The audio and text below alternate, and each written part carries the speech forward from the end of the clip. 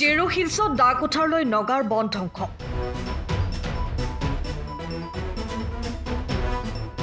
নিমিষতে টকলা কৰিলে সেউজীয়া বনাঞ্চল।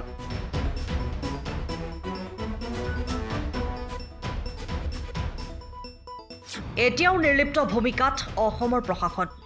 মৰিয়নিৰ টেৰু হিলছ বনাঞ্চলত নগাৰ অবাধ বেদখল। সীমান্তত নগাৰ বেদখলক কেন্দ্ৰ কৰি অব্যাহত আছে তীব্ৰ উত্তেজনাৰ। মৰিয়নিৰ ৰজাবাৰী গাঁৱৰ কাষতে থকা টেৰু হিলছ বনাঞ্চলত অসমৰ প্ৰশাসনৰ চৰম নিৰ্লিপ্ততাৰ সুযোগ লৈ নগাই ইখনৰ পিছত সিখন বনাঞ্চলৰ সেউজ পাহাৰ উচ্ছন কৰি নিমিষতে টকলা পাহাৰলৈ পৰ্যবেক্ষিত কৰিছে। দখলীকৃত ভূমিত নতুন বস্তি স্থাপনৰ যোজা কৰাত সীমান্তবাসী ৰাইজ আতংকিত হৈ পৰিছে।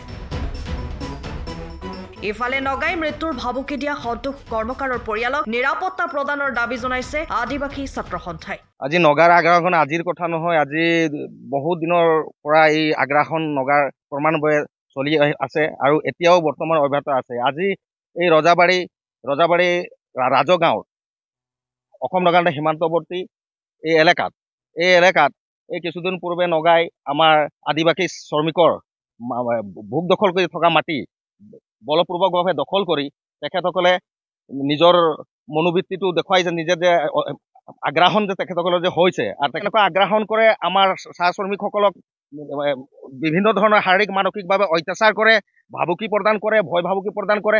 আজি আমাৰ আদিবাসীসকল নিৰাপত্তাহীনতাত ভুগিছে। আজি এই দুদিনমান আগত নগা দুৰ্বৃত্তই ইয়াত যেতিয়া আমাৰ আদিবাসীসকলৰ গছ কাটি তহলিং কৰিছিলে, সেই খবৰ যাতে আমাৰ ইয়াৰ স্থানীয় এজন আদিবাসী যুৱক শ্ৰী সন্তোষ কৰ্মকাৰে তেখেতে প্ৰশাসন তথা মিডিয়া বিভিন্ন ধৰণৰ লোকক তেওঁ যেতিয়া অৱগত কৰিলে, সেই অৱগতৰ কথা নগা দুৰ্বৃত্তই গম পালে যে সন্তোষ কৰ্মকাৰে এইবিলাক কথা মিডিয়া তথা প্ৰশাসনক জনাইছে।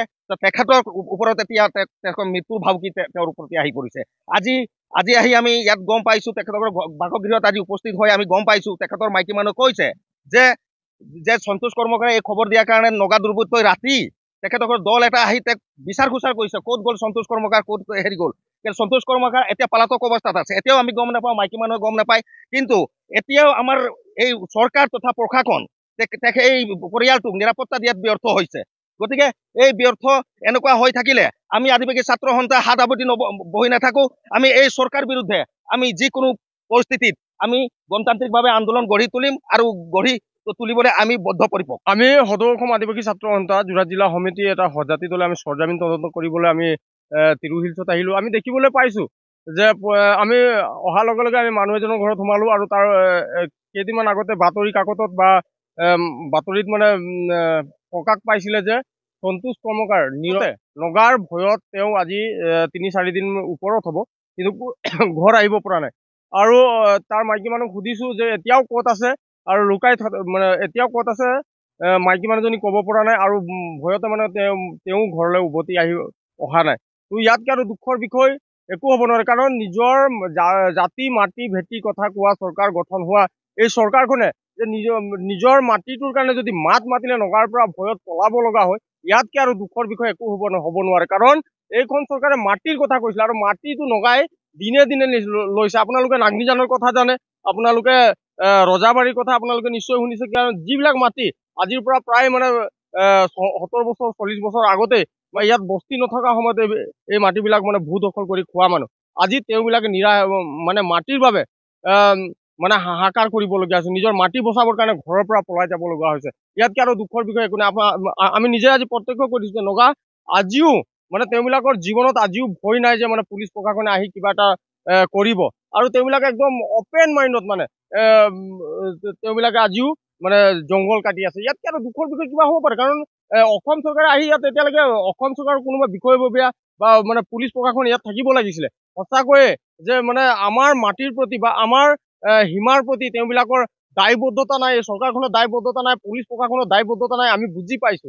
আৰু গতিকে আমি সদৌ অসম আদিবাসী ছাত্ৰ সন্থাক ইয়াৰ অতি শীঘ্ৰে ইয়াৰ ওপৰত ব্যৱস্থা গ্ৰহণ কৰিবলৈ দাবী জনাইছো, অন্যথা আদিবাসী ছাত্ৰ যিকোনো গণতান্ত্ৰিক আন্দোলন কৰিবলৈ বাধ্য হ'ব। Bureau report, time of Assam.